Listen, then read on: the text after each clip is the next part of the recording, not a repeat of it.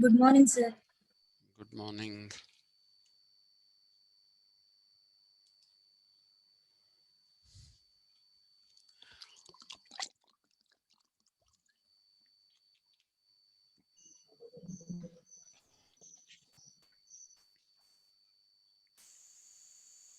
Good morning, sir.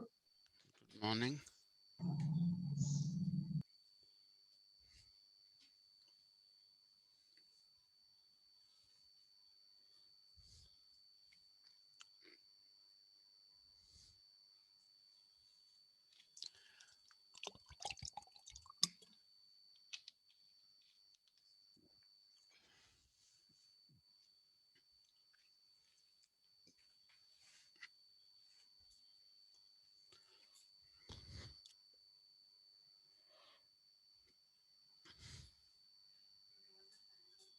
I just do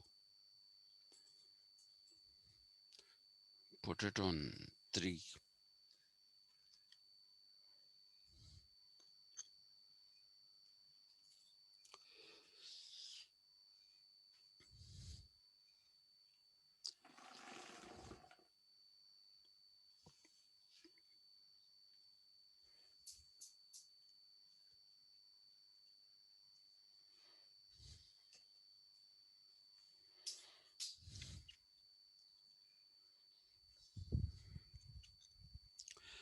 Okay, we'll get started.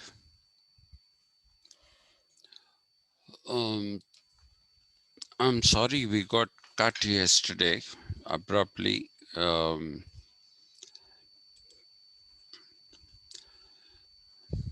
Very sorry about getting cut abruptly because something went wrong with the internet and it took some time before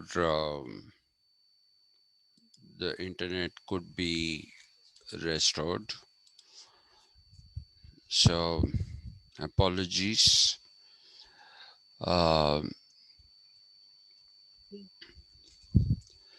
Incidentally, I am just a little,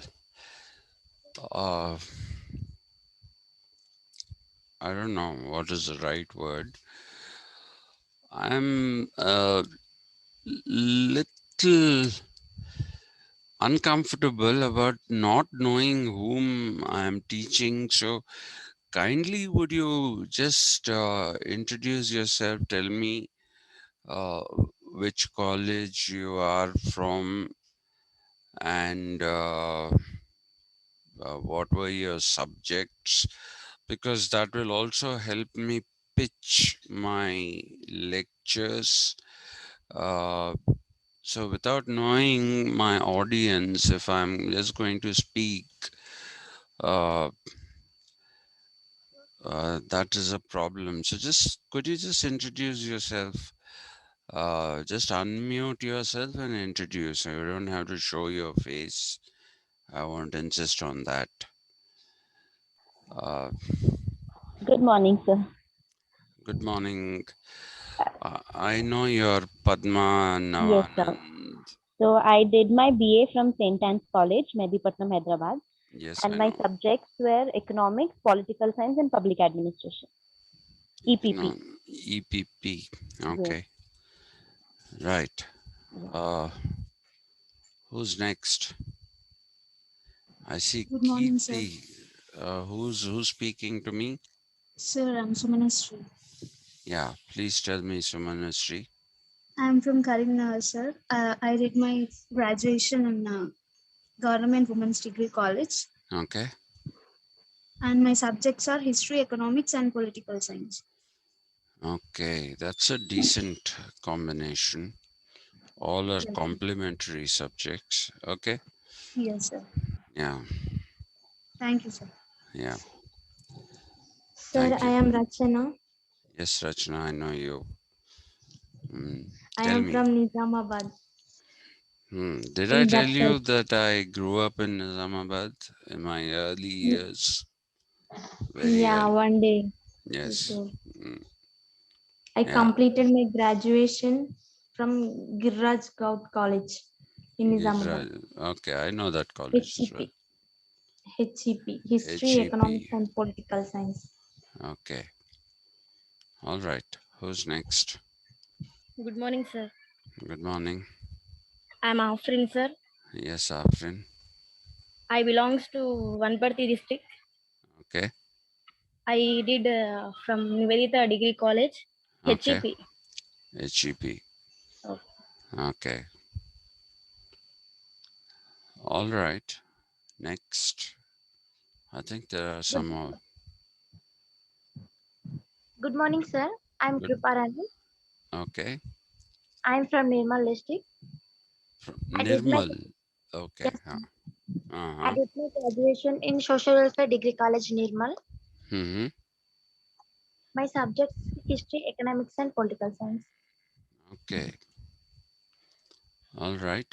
Any other people? Good morning, sir. I'm Kirti. Ah. I have done my undergraduation in Andhra Mahila Sabha Arts and Science College for Women. And my group is BA EBP, Economics, Public Administration, Yeah, and yeah, Political. yeah. EPP, I understand. Yes. Okay. Anyone else? Good morning, sir. Good morning. I am Pushpa. I am from Sidpet district, Gajwal. My Okay. graduate Nagarjuna Degree College, Gajwal. Okay. What is your combination? EPP. EPP. Yes, sir. Okay. Thank you, sir. Okay. Thank you. Anybody else? Good morning, sir. Good morning. నా పేరు Kalpana Gadwal district Hmm. BA subject HEP. HEP. Okay. Thank you. Thank you. So most of you, is there anyone left? And okay. So Good morning, sir. Good morning. Sir, I am Rekha Rao from West Bengal, Chitalkuchi College, Coach Bihar. Which college? Chitalkuchi College, Coach Bihar. Kuch Bihar. Okay. What were your subjects? Political Science, History, Sociology. Sociology. Okay. So that is interesting. Yeah. Okay, sir. Right. And is there anyone else? Anyone else? No, nobody else. Okay. I'm not making a sales pitch, but I think you should. Some of you are attending, but even those of you who are not, please attend my classes in the evening because I'm giving a lot of supplementary information there which might be useful to you. And I've decided yesterday I wanted to finish that thing in one day because if you leave that dangling in the middle, then you'll never get the correct picture of the problems of democracy. Mr. Sham, have you joined? Yes, sir. I joined. Can you tell me where you're from and what you did in your graduation? Sir, I'm from Sirsila, sir, Rajanna Sirsila district in Telangana. No, it's Telangana, obviously. Yeah. And I have done my BA in political science from PGRRCD, Professor Only G. political Rambed. science? BA means political science means history, political science, and modern language English. Oh, okay. And also I have done my advanced diploma in German language from the English and Foreign Language University, Hyderabad. Wow. So you know German. Sir, yes, sir. Yeah, great. That'll be good because when we start talking about Hegel and Marx, we will be talking about words from German. And before that, when I talk about interpretative theory, again, we'll be talking about some words from the German language. Okay, that's interesting. Thank you. Madam Rama Devi, did you join?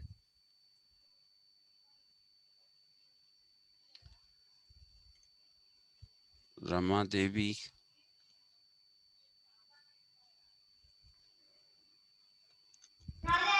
Yes, sir. Yeah, can you tell me where you are from and what you have done in your BA? I'm from Nirmal district, sir. Huh? Nirmal district. Okay. What did you do in your undergraduation? Degree, sir. Yeah, I know. Women's College. Subjects. Huh? EHP, sir. PHP. It's EHP. EHP. Okay. Economics, Yes, sir. history. And from which Political college? science. Koti Women's College, sir. Koti Women's College. Yes, sir. Okay. Okay. Okay. Um, okay then. Is there anyone else? Right. Sorry. So let's get going.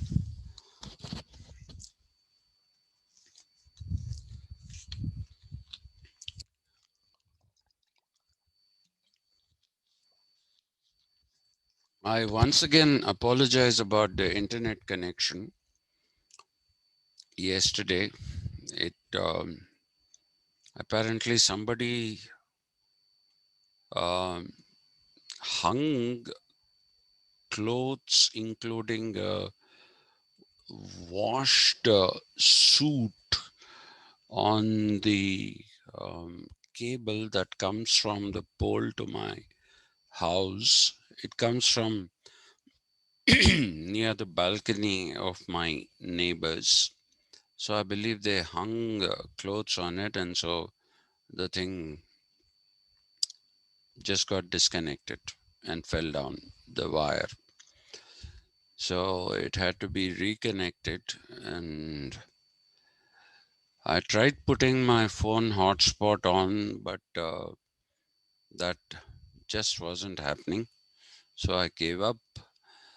Uh, Yesterday, I had talked to you about the radicalism in Plato's philosophy. I'm not going to repeat all those things. And I also told you that Plato is such a towering philosopher that Professor Alfred North Whitehead uh,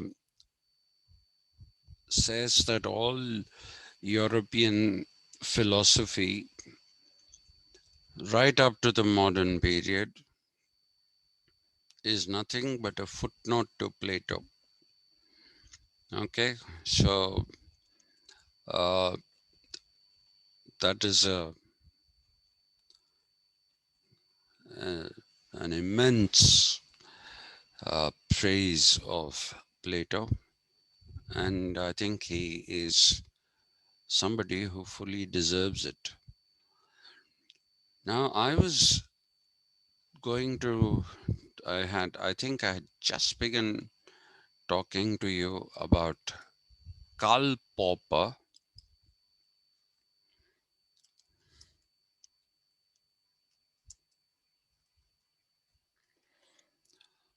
And his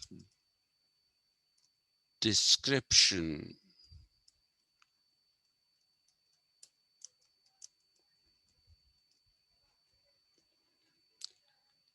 and his description of Plato as an enemy of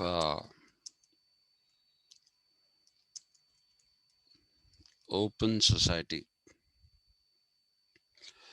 Okay, I told you Karl Popper had written a 2-volume book called Enemies of Open Society. And when he was talking about enemies of open society, he began with Plato, okay, and came right down to Karl Marx. He said these people are enemies of an open society. Now, let's try to understand who Karl Popper is. Actually, Karl Popper is a scientist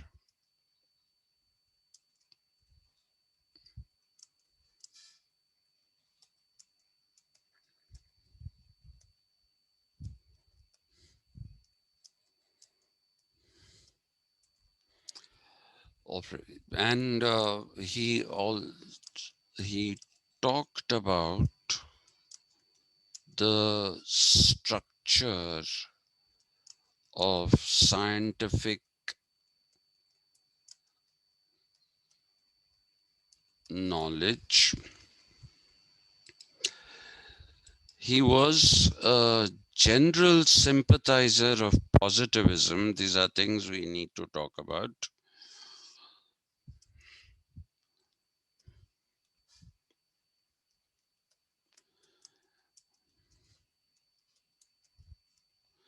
And he, however, found fault with positivism, and what happens is that you find him replacing the verification principle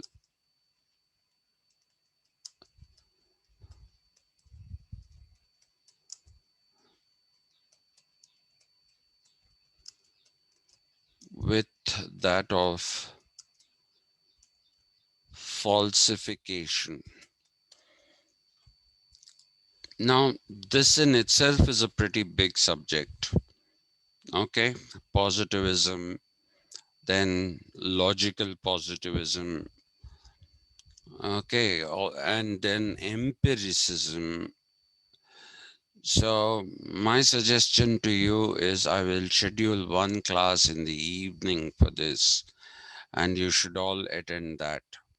Because if I'm going to go try to teach you these things in these classes, it is going to take a very long time.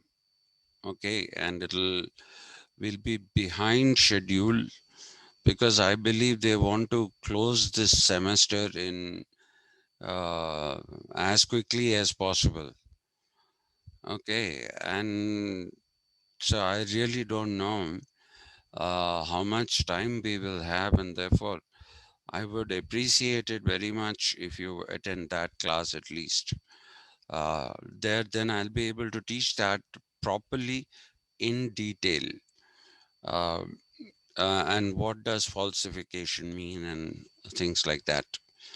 So please give it a thought, uh, because I'll not be able to teach it here. Teaching it here, uh, and even the interpretative theory, that's going to take time. These two have to be taught together: positivism, logical positivism, and the interpretative theory, in which we'll have to do Wilhelm Dilthey, we'll have to do Hans Gadamer, at least these two people, uh, probably Richard Rorty, and even Paul Ricoeur, but I don't think I would want to do that. Maybe we can just confine to Wilhelm Dilthey and um, Hans Gadamer. That you have to learn. You have to know that. And I'm just getting worried about the fact that we are running out of time. Anyway, let's not waste any more time. Now, Karl Popper, I have put this because he's a man of uh, a pretty good reputation, and uh, of course, he has been contradicted by another scientist called Thomas Kuhn. But I'm not going to tell you that story now, because then that'll take us away from where we are. For some strange reason, Karl Popper, because of the fact that he had this allegiance to the some kind of an allegiance, not a total allegiance to the uh, positivist and logical positivist forms of thought, we find that Karl Popper also dabbled a bit in philosophy and social sciences. And in doing so, he wrote this work, which I said is a 2-volume work, in which he says Plato is an enemy of open society. Now, I'd start looking at open society. Does anyone have an idea of what an open society is? Yes, sir. You told us yesterday. Yesterday, It's like liberalism, which is equal to liberalism and It is based individualism. on individualism. Yeah, correct. It's based in liberalism. This is something we will discuss when we come to the social contractualists. This we have to do when we come to the social contractualists. And liberalism and individualism, they go together. Okay. Now, sir, these two terms mean the same. no, they Okay. don't mean the same. They do not mean the same. The foundation of liberalism is individualism. Okay. Okay. And actually, if you look at liberalism, just an introductory remark I'll make here. Please excuse me for that. But I'll talk about it in great detail, especially when we do John Locke. Liberalism is actually a huge umbrella. Okay, it's an umbrella in the sense that different forms of thinking, all of which are based in individualism. That is the important point you have to remember. All those which are based in individualism, different forms of thinking, become a part of liberalism. So when we talk about classical liberalism, we are talking about people like John Locke, Adam Smith. Most of the initial individualists and liberals were economists or political economists. And just as you have classical liberalism, you also have political economy of the classical variety, which is represented by John Locke. And then you have another form of political economy, which is represented by Karl Marx. Karl Marx, in fact, claims that there is no such thing as political science. Okay, he says there is no such thing as a separate discipline of politics. He basically says that it is political economy. Now, once we come back again, so you have David Hume, another liberal, but a skeptic, who questioned the basis of natural rights, and therefore you have that school of skepticism within liberalism, and there is an attempt to answer, to find an answer to the questions raised by David Hume's skepticism.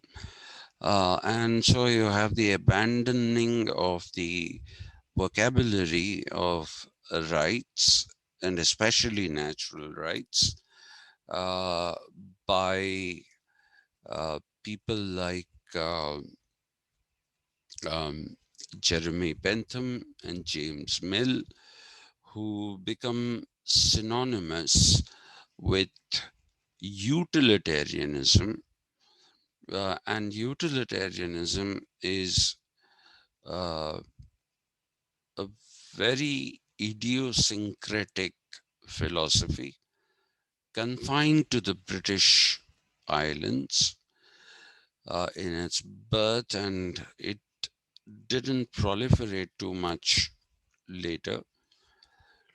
But thanks to colonialism, today you will see that most constitutions and most systems of democracy are somehow or the other based in utilitarianism. Even India is based in utilitarian principles. Okay, even the Indian constitution, Indian democracy, not fully, but they are there. And that is because of the extent of colonialism that the British carried out. So you have that. So utilitarianism is one form. Now, John Stuart Mill, not James Mill, John Stuart Mill, his son, had individualist roots, but he went beyond that. And he's somebody who should be classified completely separately, because he brings in the moral element into liberalism, which is otherwise missing. Individualism and liberalism, till John Stuart Mill, don't really have a moral principle in it. The moral principle is introduced in it by John Stuart Mill, and he's also a political economist in his own right. And his political economy is also based in morality. Okay, but it's not a very strong component.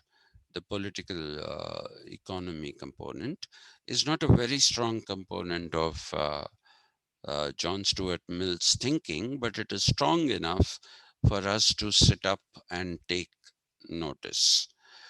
So we'll be doing all these things. Only this positivism kind of, I'm a stupid fellow, I keep pointing to that. I know you can't see me pointing to that. Anyway, so this is something I won't be able to do in class, because that is, it'll just, it'll throw you off if I try to insert it into some class, and it'll take a long time if it is done in a class. But liberalism and individualism are big umbrellas. Individualism is not, it is just a foundation. in 20th century, you have two other forms of liberalism. One form which we see is libertarianism, which is represented by the economist Frederick Hayek. And you will also see that it is there is another form of liberalism which is called Rawlsian liberalism. That is the philosophy of John Rawls. And Rawls is a towering thinker in the 20th century. His work, A Theory of Justice, in the 20th century, actually puts justice in the middle of liberalism. Otherwise, liberalism is least bothered about justice. Okay, I'll tell you that story when we have to tell that story, not now. But Rawlsian liberalism is quite different, even though it is based in individualism. He again is a completely moral philosopher. People trace him back to Kant and Rousseau, but very few people uh, trace him to John Stuart Mill. Okay, which should be done. Which should be done because there are similarities in the moral principles advocated by John Stuart Mill and John Rawls. And John Rawls is a critic of um, libertarianism. Okay, so you see, there are all these different forms of liberalism. So it's a huge umbrella under which many different forms of thought have taken their place. But what makes all of them cohesive, if at all, is the fact that they're all based in individualism. They're all based in individualism. So individualism is the foundation of liberalism, and liberalism kept evolving with time. Kept evolving with time. I also intend to write a book. I'm already working on a few books. Once that is over, I actually want to write a book saying that even Karl Marx's philosophy, Karl Marx's political economy is also yet another form of liberalism. It is not different. People say Karl Marx is anti-individual, liberal, but you'll find a lot of things in Karl Marx which actually makes it possible for us to classify him as a liberal thinker, including his faith in positivism, in science, and though he talks about distributive equality, he still emphasizes the individual. Okay, and if you basically if you basically read the Communist Manifesto, depending on which edition you're reading, the one that I have around page 48 to 53, I think. If you read just that bit, you'll think Karl Marx is a supporter of capitalism. you'll think that is a huge supporter of capitalism. He talks about the wonderful things that capitalism did and how it liberated the individual from social controls. Okay, so when doing democratic theory, unfortunately, I can't do that here. If I do democratic theory, actually, that's a good thing to do. I don't know. People keep me out of the process of these things. Democratic theory should be taught because you'll see that there are, even Marx claimed that he was a Democrat. I don't know if you know this. Marx claimed that the real form of democracy is not to be found in the kind of society that liberalism was advocating. He said the real form of democracy is that which is to be found in a communist society. So he said the highest form of democracy is the communist democracy. So he's not really an enemy of open society that way, because he also upholds those very values. What he's saying is that given the framework of liberalism as it existed, he argued that you can never reach the goals of the French Revolution, which are to be under, which are what are those three things?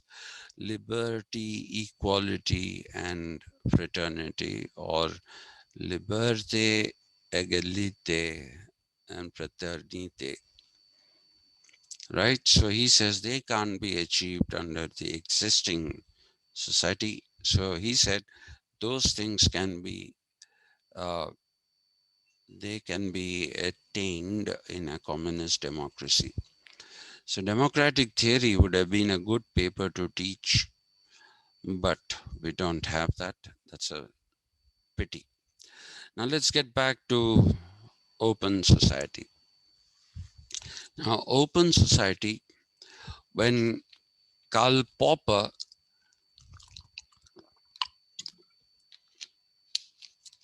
I think I'm scared of your class. My mouth keeps drying up when I am teaching you. I think I'm scared that you're going to, I don't know what you'll do to me. Why do I feel so thirsty in your class?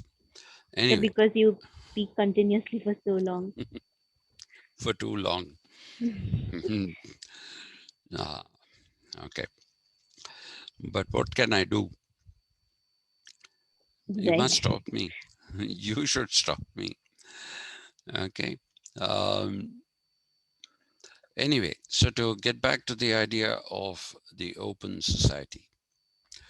The open society is something that you find in the period of individualism and liberalism. Okay, and probably, as Habermas says, Jürgen Habermas,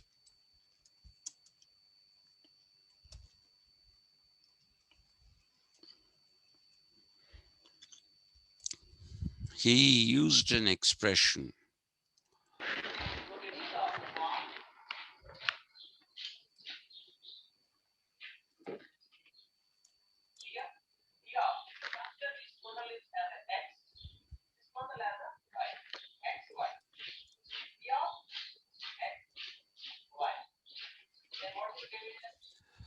I can hear somebody's radio.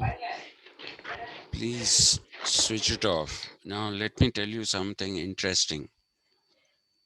Yesterday, apparently, somebody's radio or what was on, and that went into the recording, And that was apparently some bit of music, which is a copyrighted music. It's something called Hologram by some artist whose name I have forgotten.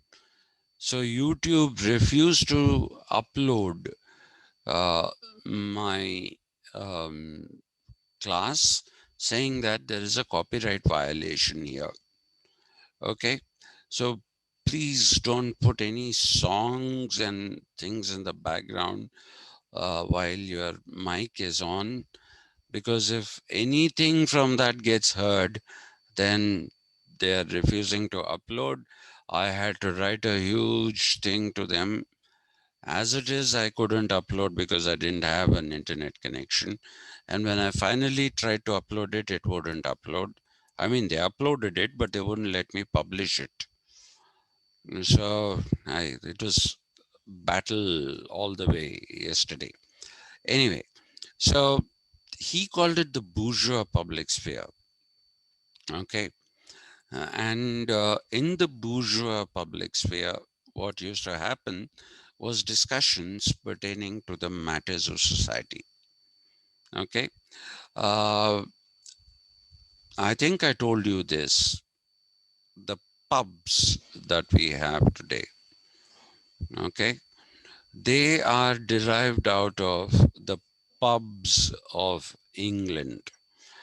In the 18th and more importantly in the 19th century, you will see that there is a thing of the uh, culture of what came to be called the pub. The pub is nothing but a shortening of the public place. Now, why was it called a public place?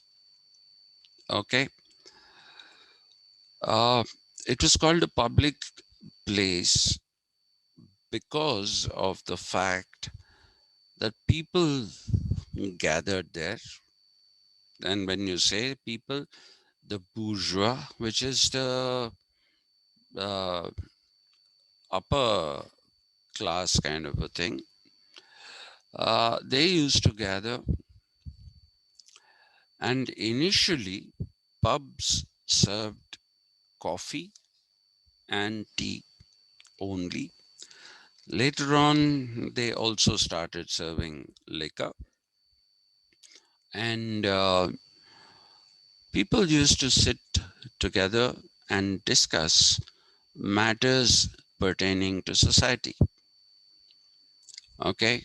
And all these discussions usually were centered around maximizing the freedoms and minimizing the controls over individuals. Okay. So that's how the public place became pub. And people sat there and discussed things. In our younger days, our pubs were Irani hotels.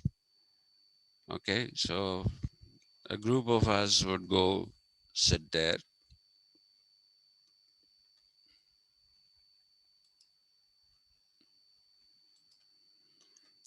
A group of us would go and sit there, and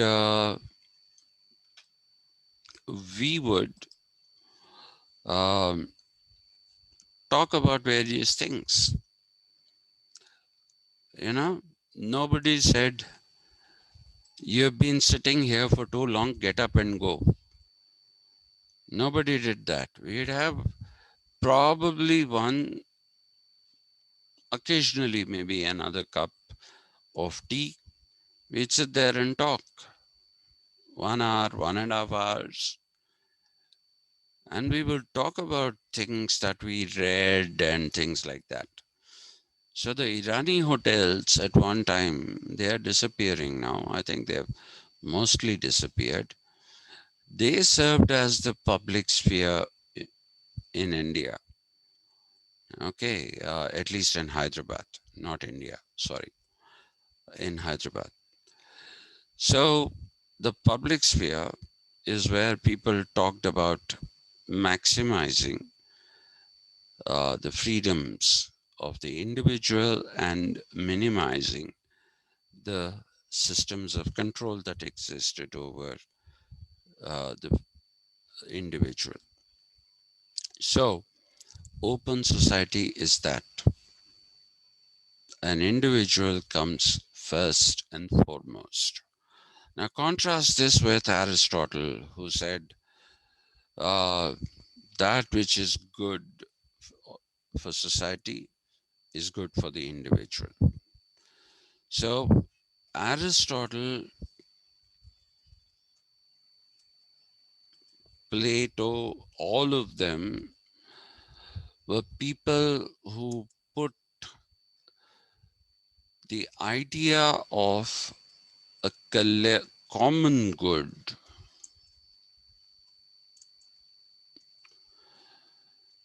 which would be good even for the individual, because what is good for society, in fact that's the correct thing, what is good for society is good for the individual. That's what Aristotle says. So that argument is, if there is no society,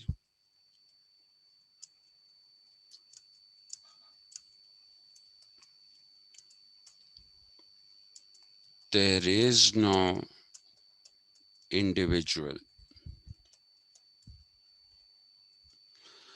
This is like the argument I gave you yesterday.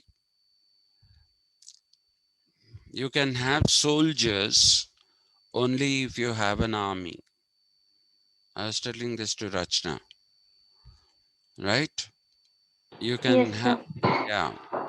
If you have soldiers, that means there is an army. If you see soldiers, that means there is an army. Because you can't have a soldier without an army. Okay? You can have teachers without schools. Socrates, prime example. Socrates used to sit in public places, people used to gather around, and he used to teach. People say Plato is a student of Socrates. Makes it sound like Socrates was a formal teacher. No, he wasn't. He shared whatever knowledge he had with everybody and anybody who cared to listen to him. And like I said, Bertrand Russell, says that he was described as a gadfly who just kept on talking, as Padma Navanand has pointed out, that I keep talking without coming to an end quickly. So, but I'm no Socrates. Huh? Socrates talked a lot of sense. I talk nonsense. So there is this thing that you can have a teacher without an institution, but you can't have a soldier without an institution called army. Okay, so first you have to decide to set up an army, and then you recruit people as soldiers. So what comes first? The idea of the army is the one that comes first. The idea of the army comes first, and then the soldiers come, right? So you are privileging the whole over the individual components. That is what you're doing. But when you look at individualism, which comes into being in the modern period, prior to the modern period, anywhere in the world you do not have individualism. In ancient India, you have individual autonomy, because dharma and karma go together. If you say that the individual did not have an autonomy at all, then the theory of karma doesn't work.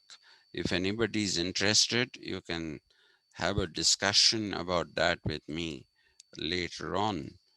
But please remember one thing, that that is only individual autonomy. It is not individualism. Okay, so till the modern period,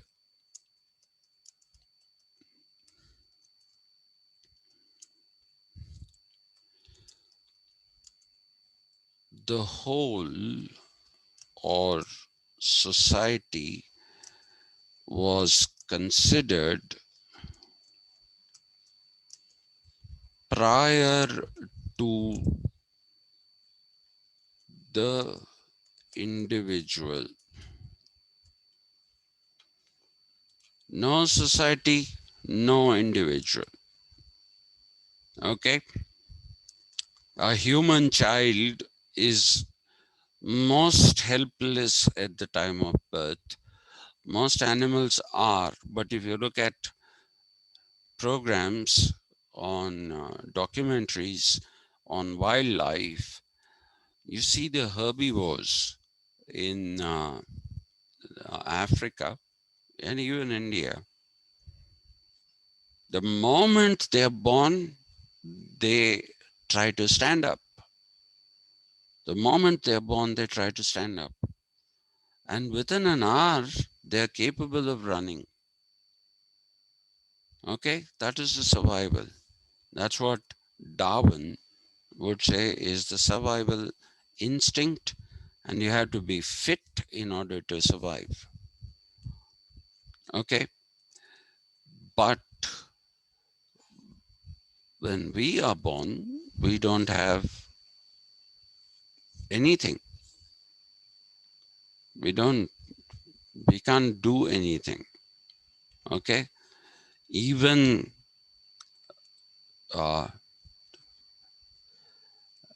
the cubs of lions and tigers, the pups of dogs, they are relatively helpless, but within 10 days, they are able to, and initially within a few hours of birth, even though they can't see very well and all that, they start moving around on their own. Okay, and they're born in litters. It's not one that is born. It's very rare that only one is born. But the human being's newborn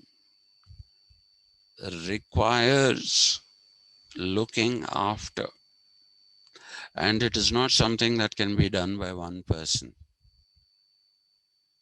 Okay, it cannot be done by one person. You require a family. We'll talk about that when we come to Aristotle. Okay, that is the whole purpose of Aristotle's philosophy. So what you see is that human beings require a family over an extended period of time. The tiger cubs are the ones that are perhaps the most dependent on their mother, which is actually they're solitary animals, but they are most dependent on their mother for the longest period of time, which is up to 2 years. 2 years. We are dependent on our parents, I don't know, for at least 17 years, 18 years. Okay. So we need to be nurtured. We need to be taken care of. And it is not the job of one parent to do it. So we have an elaborate social system, the social system that takes care of the children, which is what Plato is doing in the ideal republic. Instead of saying that, the family will take care of a child, in order to see that there is no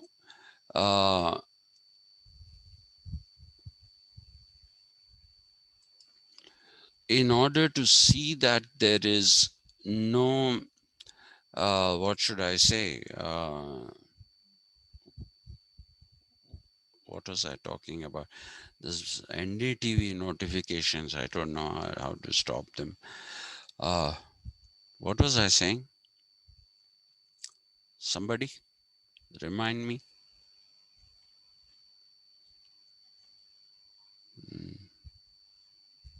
Hello, anyone here? All gone. Okay, looks like. Yes, sir. What was I saying? We are depending on our parents up to. Yeah, okay, right. So I was actually talking about Plato's system. So he's trying to create an entire, as what, let me use a jargon term that is used these days, ecosystem. Okay, Plato is trying to create an ecosystem, so to speak, in the ideal republic, where children will be nurtured without discrimination. So that is why society comes first. But when you look at individualism, individualism came into being in the aftermath of the dying throes of feudalism in Europe, and also the reduction in the considerable powers of the church over the individual. So if Aristotle said, if there is no society, there's no individual, and if he said what is good for society is good for the individual, then when we talk about individualism,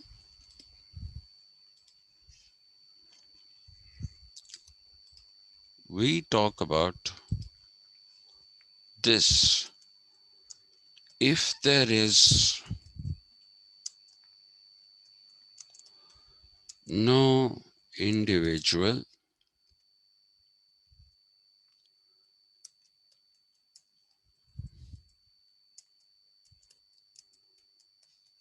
there is no society, and society is nothing but an aggregation of individuals.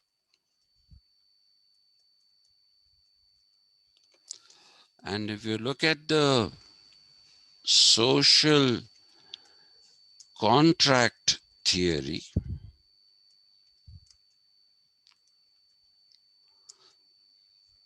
it claims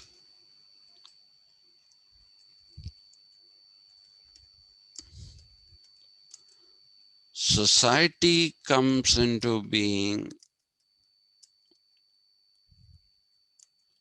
due to a contract between individuals, or between.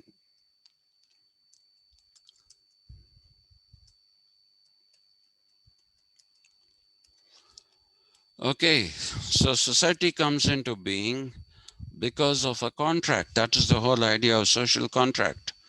which means that prior to the contract, there is no society, right? So you're saying individuals create society.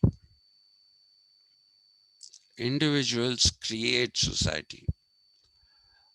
In the evening classes, I've been trying to prove to you that this is not how things are done.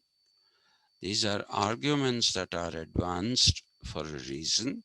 I'll talk about that when we talk to the contractualists, but it is the history of a time period that has made society and politics emerge in the way in which they did. When we talked about democracy, that is what I tried to prove to you yesterday. Okay, so all those institutions have come into being not by design, but they have come into being by accident. I would today like to argue about the same thing about the nation state. The nation states didn't come into being because of a plan. Nobody planned that we'll have nation states. Nation states came into being because of historical developments. Okay, so that is the basic point of my um, argument. And that's why I believe that the mother of all knowledge, not just social sciences, is history, which is the argument that even Karl Popper and Thomas Kuhn, both of them make, that all knowledge is possible because of the fact that it is historically documented. Anyway, so now open society is this maximization of freedoms, minimization of controls, and this has happened only in the modern period.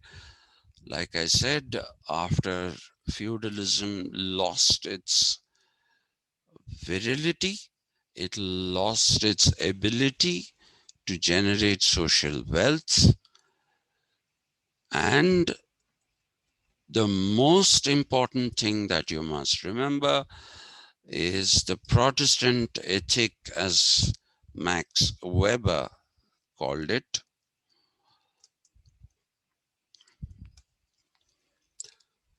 The Protestant ethic, which made people revolt against the church, which gave the idea to people that they can actually protest against things that they don't like. So capitalism and all these grew out of the Protestant ethic. Okay, they grew out of the Protestant ethic, and that is what you have to remember. Now, what Karl Popper is doing when he talks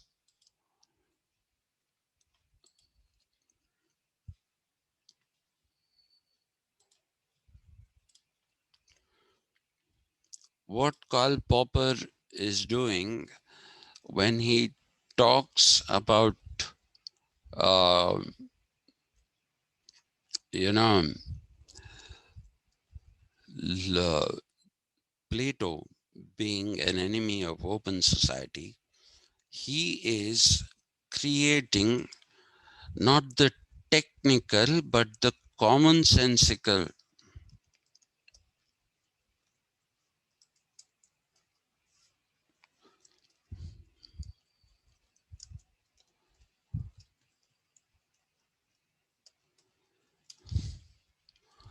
Okay, when I was discussing the time principle, I told you anachronisms also have a technical side and they are acceptable, but commonsensical anachronisms are not acceptable.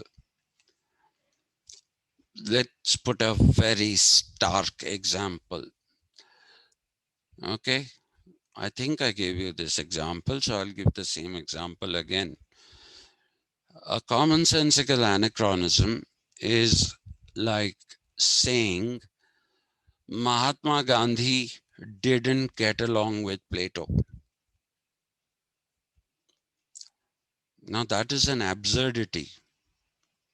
Mahatma Gandhi is a 19th and 20th century person.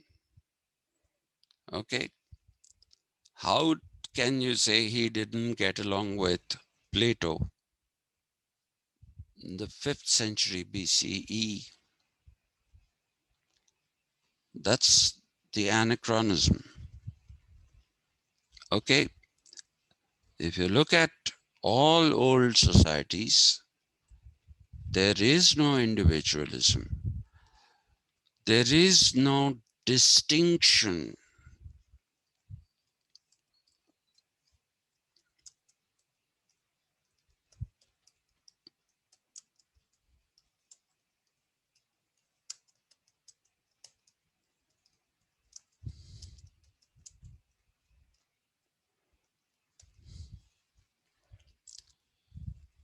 Today we have this distinction. Though again, let me put a caveat here, which is that this distinction is not always something that is sustainable. But in some simple matters, today we have a distinction between the private sphere of our lives and the public sphere of our lives. Okay, so for example, if I ask you, why did you not attend my class yesterday? If I ask you that, then I'm well within my rights to ask you that. Okay, I'm well within my rights to ask you that, because as your teacher, and we are meeting in public, even if it's online. Okay, this is a public activity. So I can jolly well ask you, why did you not attend my class yesterday? I don't ask people, so don't worry about it. This is just an example. Okay, I'm a libertarian that way. Only this part. You decide, you're old enough. If you think you have nothing to learn from me, fine. I'm comfortable with that. But if I want, I can ask you, why didn't you attend my class? But I cannot ask you, what did you do at, say, 10 o'clock last night? What did you do? I can't ask you that. Okay. Why can't I ask you that? Because while we are in this classroom situation, a physical classroom or a virtual classroom, I am your teacher, you are my students, right? In a virtual classroom, I'm your teacher and you are my students. But at 10 o'clock in the night, you are in your house. Why should you tell me what you were doing at 10 o'clock in the night? Because that is no place for me to get into. I'm not a member of your family. Maybe your father can ask you, your mother can ask you, but I certainly cannot ask you, simply because of the fact that that is beyond the scope of the relationship of a teacher and student. It's beyond that. And if we meet, let us say, we go to a multiplex and you also turn up there, you can say hello and fine. I can't ask you, why are you watching this movie? I can't. It's illegitimate. Why? Because that's your private affair. It's your private affair. What movie you want to watch is your choice. I cannot ask you that. Even though we are in public, the matter is private.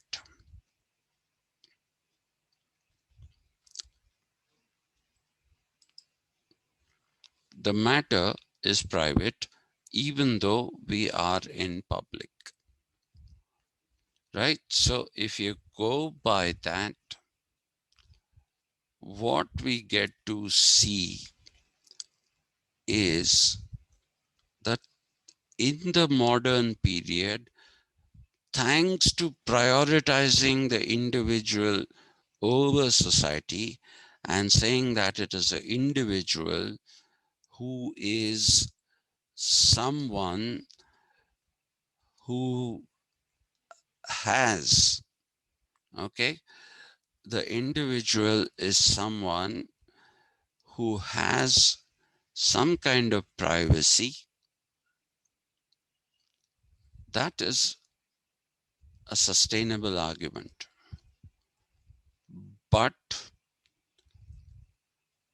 in those days, there was no private domain, there was no public domain.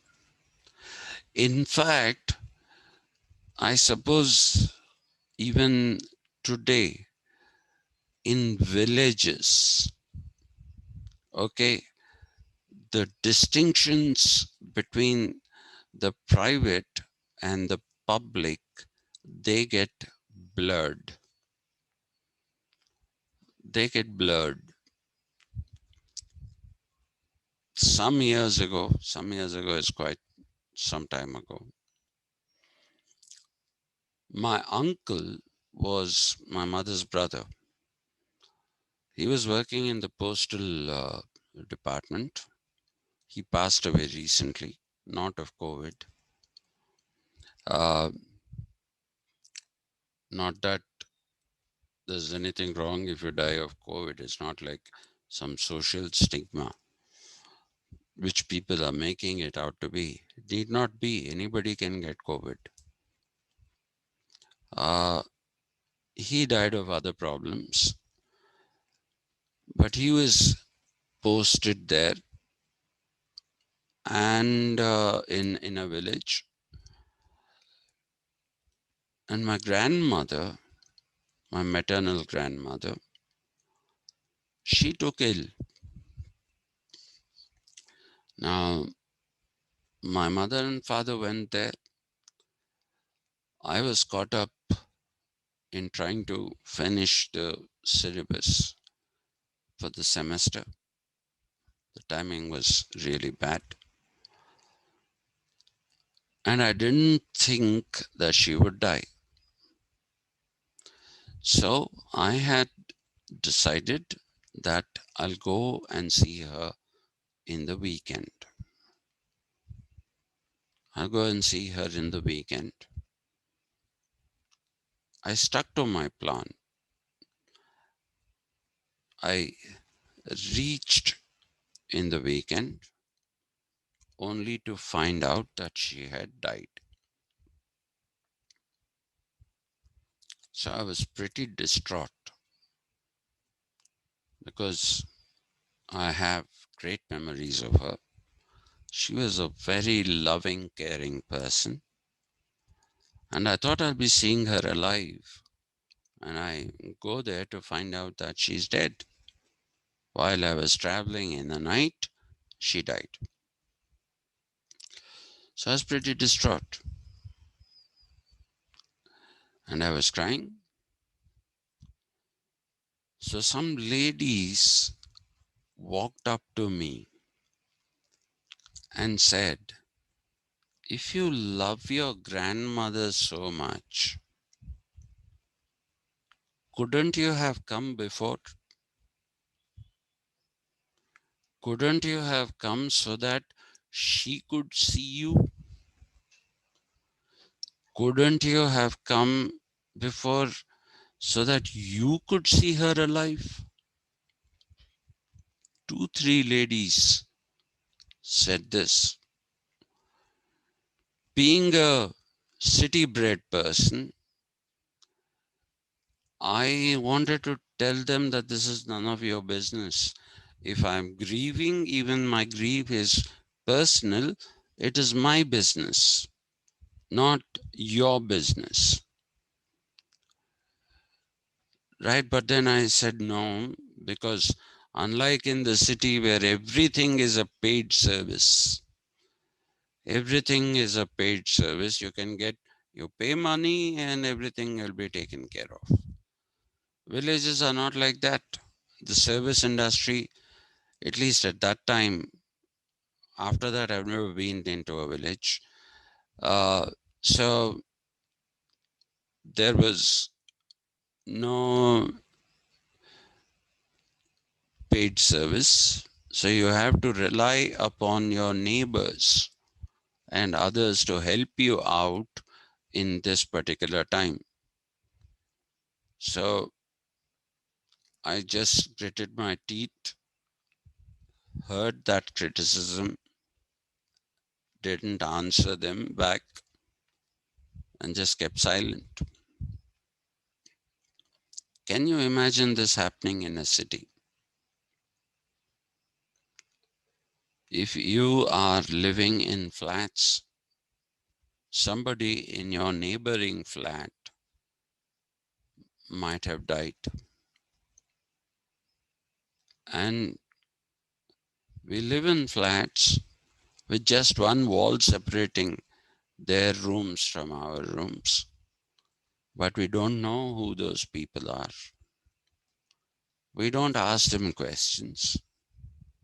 They don't ask us questions. We don't even say hello to each other most of the time. Most of the time we don't say hello. And the only reason why somebody might want to interfere in your private thing is somebody might say, please don't keep the body here for a long time in the flat. Get rid of it as soon as you can. That's the only thing, only reason why they may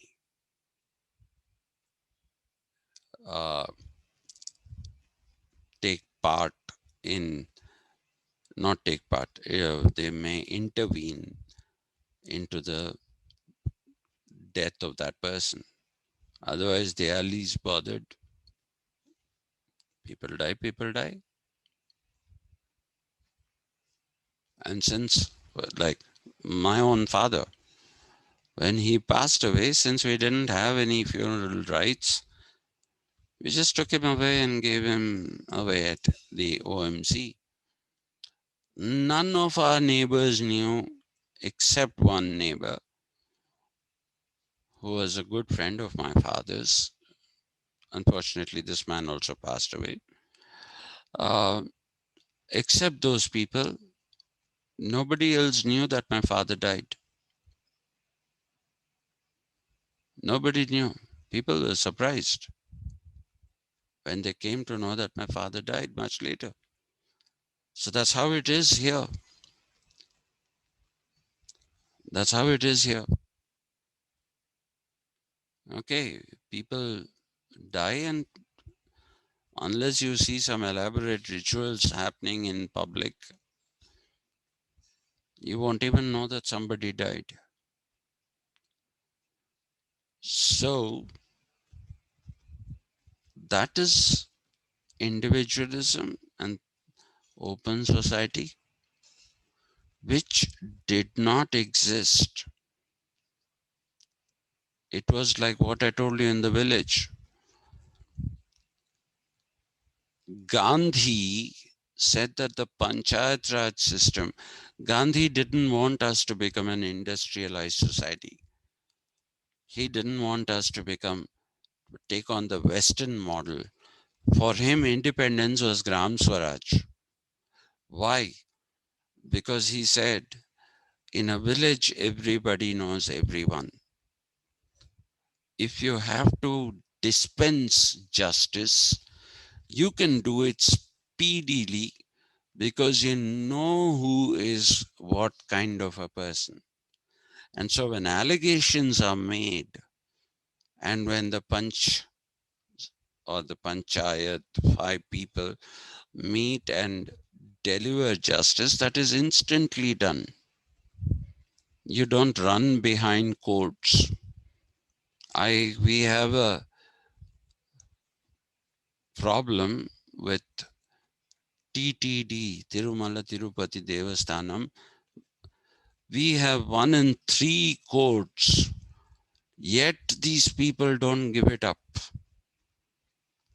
Okay, they go to a special bench. So first it was my grandmother, she died. Then my father, he died. Now I am the respondent. Okay, and this has been going on from 1973. From 1973. So what I'm trying to tell you is open society is a completely different concept. It didn't exist in the good old days when there was no private and public domains which were separated. So Plato is prescriptive.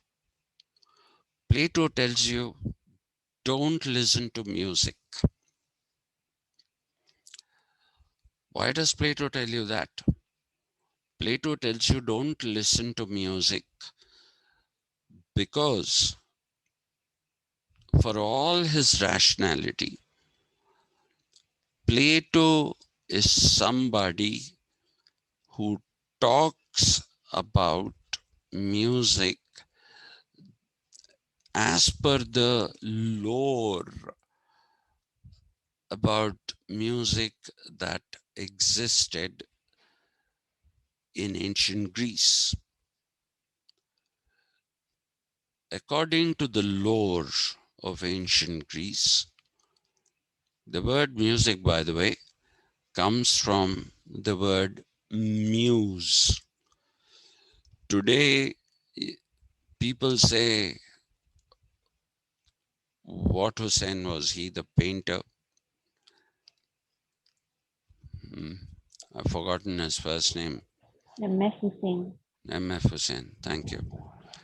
Thank you. M.F. Hussein said his muse was Madhuri Dixit. Later on, he claimed his muse was Amrita Rao. So the muse is an inspiration today. And music is that which comes from a muse. Now, in the Greek lore, the meaning was completely different. The muses were sinister creatures. They were sinister creatures, not visible, and they misled sailors who went to sea in their boats. They were drawn to their death by these sinister muses through song. They used to sing songs which had a hypnotic effect, and they were drawn to their death. Okay. And there was another myth that was there about the bird albatross. If an albatross was flying over the boat, then people believed that they would probably drown. Okay. So these were the things that were there. And Plato, despite all his rationality, believed that music was dangerous, songs were dangerous. So he said, please don't listen to music. Don't. He didn't stop there. Sir, Hmm. music wasn't a part of Plato's education system. No, it was banned. But I read somewhere that in the young age, along with these gymnastics and all, music was also given importance. Mm-hmm. No. Music, poetry also was banned. Okay. He forbade people from even reading poetry. He Why, forbade. sir? Why? He thought these were distractions. He wanted people to concentrate. I told you, please remember that the knowledge that you have in the realm of forms, that is something that you had to recollect. And if you had to recollect all that, if you heard music, read poetry, if you did all these things, then you wouldn't be able to recollect things. Okay. And while he didn't actually say no to drama, he did express his reservations against reading fiction, drama, especially, writings of people like Sophocles, which were all tragedies. Okay, and he believed that people shouldn't read tragedies. He believed that. In fact, if you read the Republic, you will see that he says you shouldn't eat certain kind of things because they bring out certain traits in you, certain forms of food bring out certain kinds of traits in you, which ultimately lead to the disruption, of your thought process. Okay, so that is the reason why Karl Popper calls him an enemy of open society, because the individual doesn't have choices. The individual doesn't have choices. Plato dictates what you should do and what you shouldn't do. So he calls Plato a totalitarian thinker. He calls Plato a totalitarian thinker. When did totalitarianism take its birth? Any idea?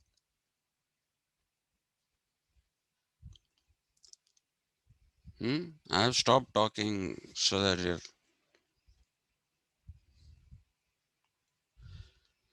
Totalitarianism is a 20th century phenomenon. Okay? What are the totalitarian regimes? Not philosophies. Okay? Nazism and Mussolini fascism. Mm. Nazism. It has to pronounce Nazi. TZI. Nazi. Okay.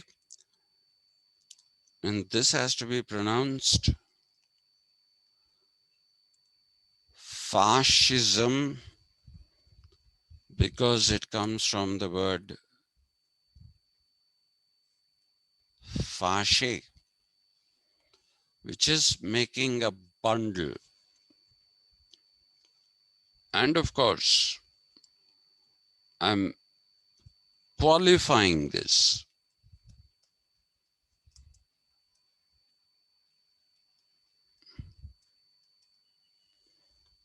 Stalinist communism. I'm qualifying it because if I put communism there, then I'll be doing great disservice to the idea of communism.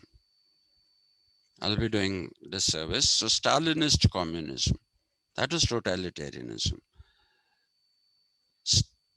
Now, Nazi, what did it stand for? In fact, people say that it should have the ideal spelling for it.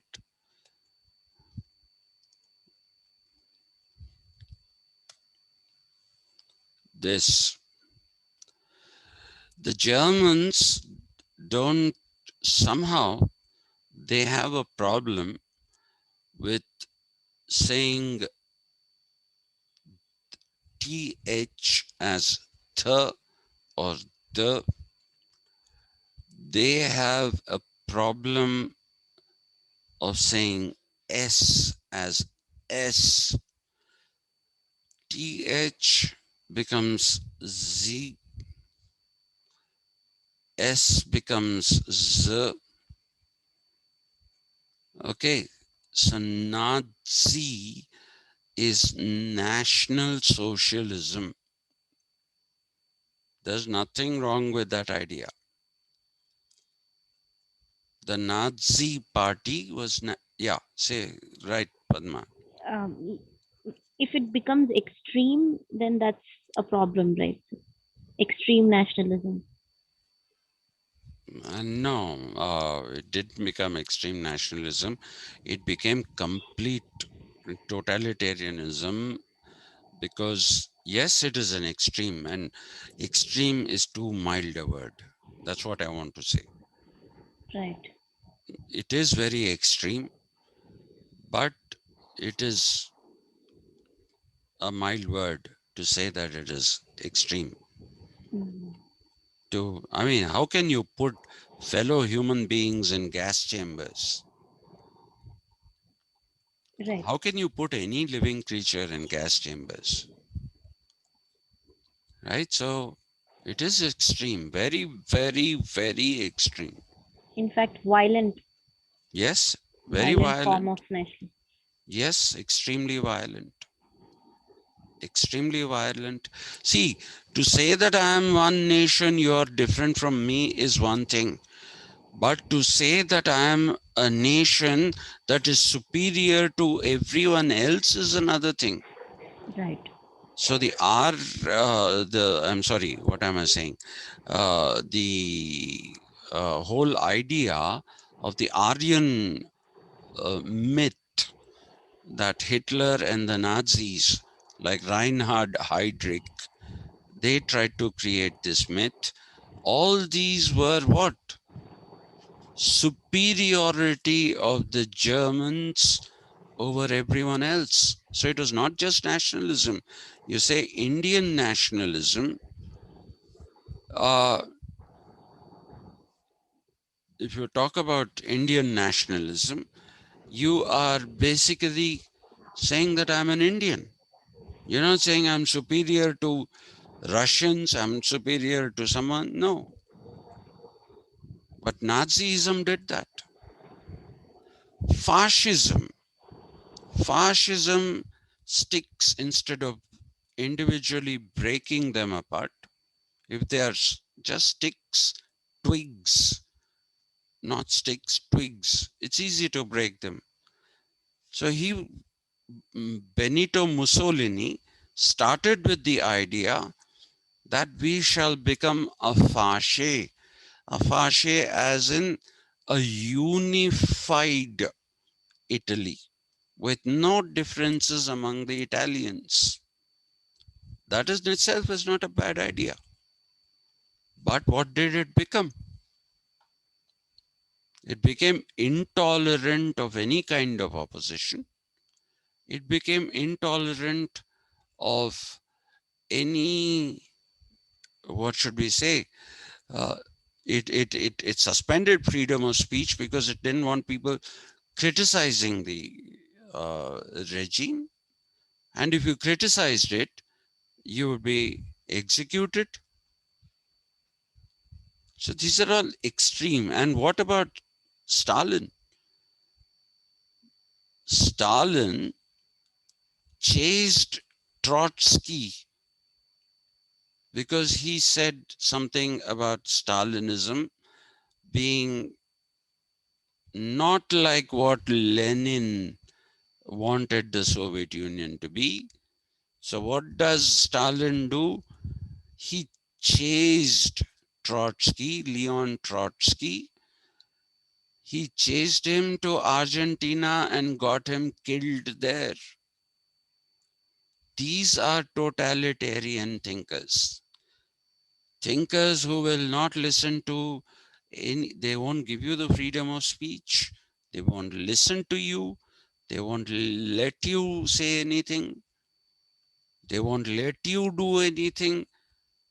You have to have automaton conformity. That is not there in Plato. This is a 20th century phenomenon. It is not even there in the 19th century. So that's why I said it's a commonsensical anachronism. You're talking about Plato being an enemy of something whose existence had not yet come into being. So there are two mistakes. One is talking about an open society that didn't exist, and talking about totalitarianism that didn't exist. So that is why Karl Popper's critique of Plato is rubbish. I'm not saying Plato cannot be critiqued. He can be, but not this way. Not this way. Because this is an anachronism. You're accusing him to be an enemy of things which didn't exist in his time and he doesn't even know of them. He didn't even know of them. So I would like to do that positivism thing. I'll be glad if you join that class, all of you, because that is extremely important. Positivism, logical positivism, empiricism. Once I finish with nation states, I'll take that up. I'll hope you'll join, but if you don't, it's pre-country. No, sir, we will. Yeah. Yep. So thank you very much. Thank you, sir. Yeah. So see you Thank tomorrow. you, sir. Thank you. Thank you. Thank you, sir. Thank Thank you. you, sir. Thank you. See you tomorrow.